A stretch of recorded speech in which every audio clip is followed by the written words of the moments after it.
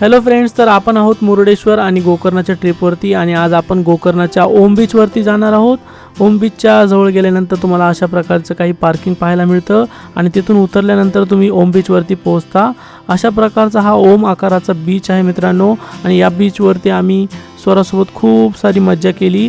आणि आजच्या या व्हिडिओमध्ये मित्रांनो आम्ही आमचा ओम बीचचा एक्सपिरियन्स तुमच्यासोबत शेअर करणार आहोत. तिथे आम्ही कोणत्या कॅफेमध्ये गेलो होतो आणि हा जो कॅफे आहे तो बीचच्या अगदी साईडला आहे आणि कशा प्रकारचा बीच आहे हे सर्व माहिती आम्ही तुम्हाला देणार आहोत.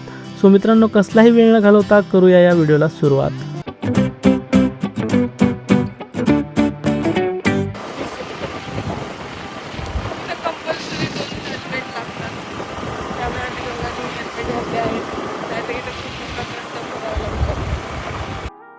आम्ही 2 हेल्मेट घातले होते मित्रांनो, कारण की आम्ही जिथे स्टे केला होता तिथलच्या काकांनी आम्हाला सांगितलं होतं की 2 हेल्मेट घाला, जेणेकरून तुम्हाला कसल्याही प्रकारचा पोलिसांचा प्रॉब्लेम होणार नाही.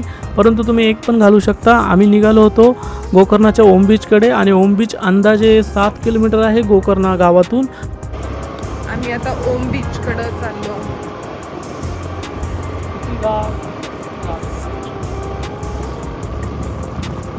दोन्ही साईडने मस्त हिरवळ झाडे आहेत आणि रस्त्याला कोणीच नाही आहे. आम्ही ते फक्त पावसामुळे कोणी आले नाही. गोकर्णाच्या ओम बीचला जात असतानाच 2 किलोमीटर अलीकडे तुम्हाला कुडले बीचचा एक रस्ता लागतो, जेथून तुम्ही कुडले बीचला पण जाऊ शकता. आणि कुडले बीचला जात असताना गाडी सावकाश चालवा मित्रांनो, कारण की खूप तीव्र असा उतार आहे. आणि गोकर्णाचा जो ओम बीच आहे तो पूर्ण पाहून झाल्यानंतर आम्ही कुडले बीचला गेलोच होतो मित्रांनो आणि त्याचा व्हिडिओ आम्ही आमच्या चॅनलवर अगोदरच अपलोड केलेला आहे. सो जर तुम्हीही गोकर्णा किंवा मुरुडेश्वरला जाण्याचा प्लॅन करत असाल तर नक्कीच आमची गोकर्णा आणि मुरुडेश्वरची प्लेलिस्ट जी आमच्या यूट्यूब चॅनलवर अवेलेबल आहे ती तुम्ही रेफर करू शकता.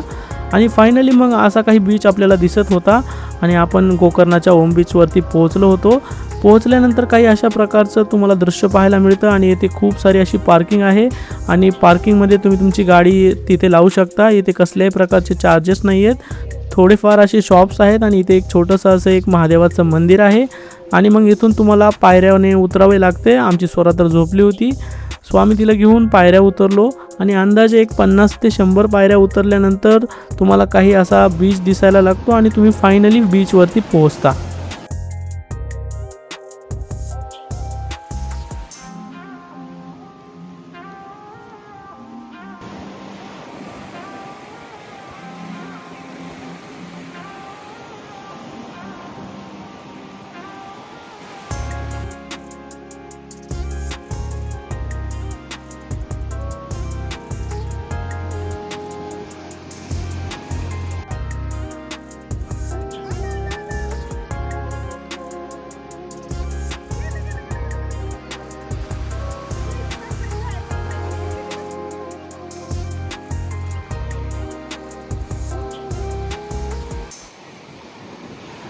आला आला आला आला.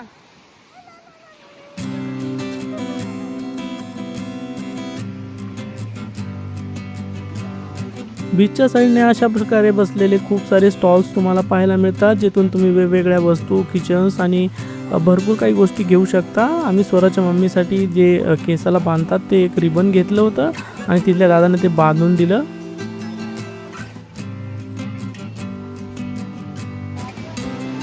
बघा भाऊ, इकडे या.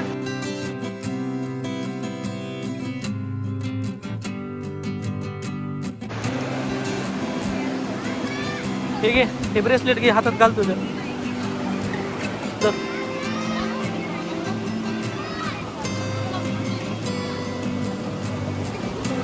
हां, पुढे पाणी.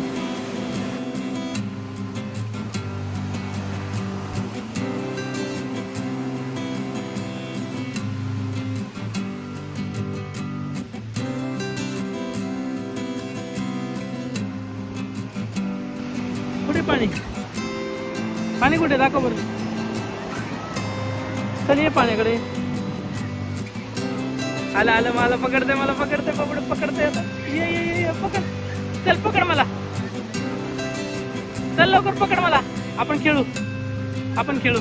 कोकोनट कुठे कोकोनट कुठे कुठे कोकोनट ये पाण्यात ये पकडू आपण चल मम्मा कुठे तुझी मम्मा चालली चल लवकर पळ पळ पळ मम्मा चालली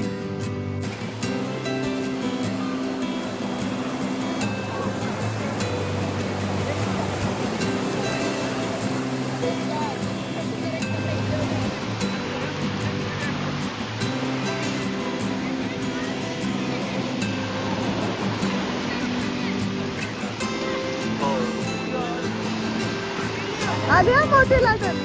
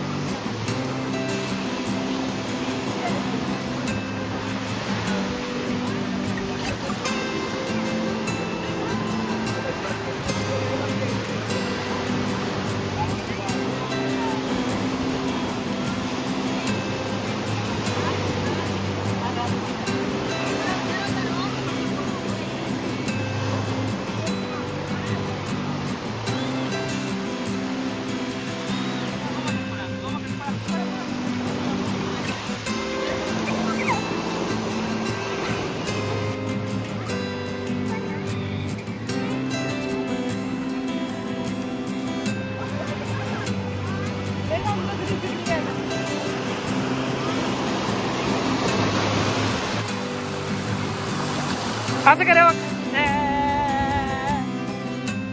कसं कसं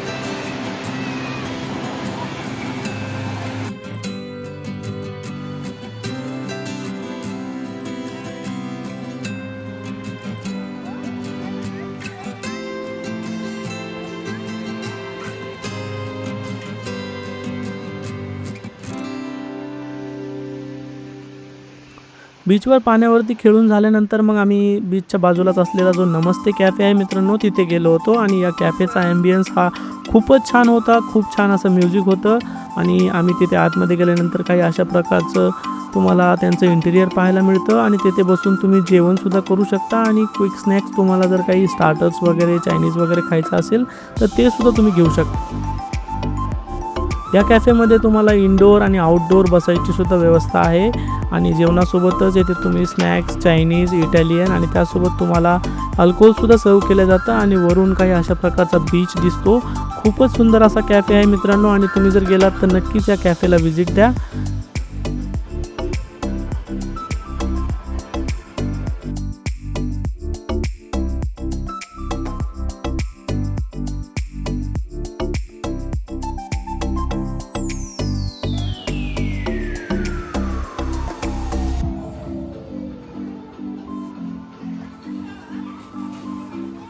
या कॅफेमध्ये आम्ही चिकन चिली ट्राय केली होती मित्रांनो. त्यासोबत त्यांनी 2 ब्रेडचे स्लाईस आणि थोडाफार सूप आणि त्यासोबतच स्वरासाठी आम्ही 1 ग्लास दूध घेतलं होतं आणि थोडी कॉस्ट विचारली तर त्याची ॲव्हरेज अशी कॉस्ट आहे मित्रांनो. आणि त्यानंतर आम्ही बीचवरती येऊन बसलो. बीचवरती बसून मग थोडाफार आम्ही पाण्याचा आनंद घेतला. बीचवरून परत जात असताना पायऱ्याच्या साईडला तुम्हाला हे अशा काही क्लिप्स पाहायला मिळतात. तिथे जाऊन तुम्ही थांबून फोटोज वगैरे काढू शकता आणि या क्लिप्स किंवा ही जी टेकडी आहे त्याच्यावरून तुम्हाला समुद्राचा खूप सुंदर असा नजारा पाहायला मिळतो. येथे थोडा वेळ बसून मग आम्ही खूप सारे असे फोटोज काढले, समुद्राला पाहत राहिलो आणि नंतर मग आम्ही पायऱ्याच्या दिशेने निघालो. अशा प्रकारे मित्रांनो आपला हा जो गोकर्णाचा ओम बीच आहे तो एक्सप्लोर करून झालेला आहे आणि यानंतर आपण गोकर्णाकडे जाणार आहोत. जात असतानाच आपल्याला कुडले बीच लागतो जिथे आपण आता लगेच व्हिजिट करणार आहोत. कारण हे ओम बीच आणि कुडले बीच एकाच रोडवरती असल्याने तुम्हाला हे सोयीस्कर पडते की तुम्ही हे दोन्ही बीचेस एकाच दिवसामध्ये कव्हर करा. तर या व्हिडिओमध्ये आपण येथेच थांबू मित्रांनो आणि भेटूया नेक्स्ट व्हिडिओमध्ये ज्यामध्ये आपण गोकर्णाच्या इतर जे प्लेसेस आहेत ते पण एक्सप्लोर करणार आहोत. चला तर मग भेटूया नेक्स्ट व्हिडिओमध्ये. आत्तासाठी बाय बाय.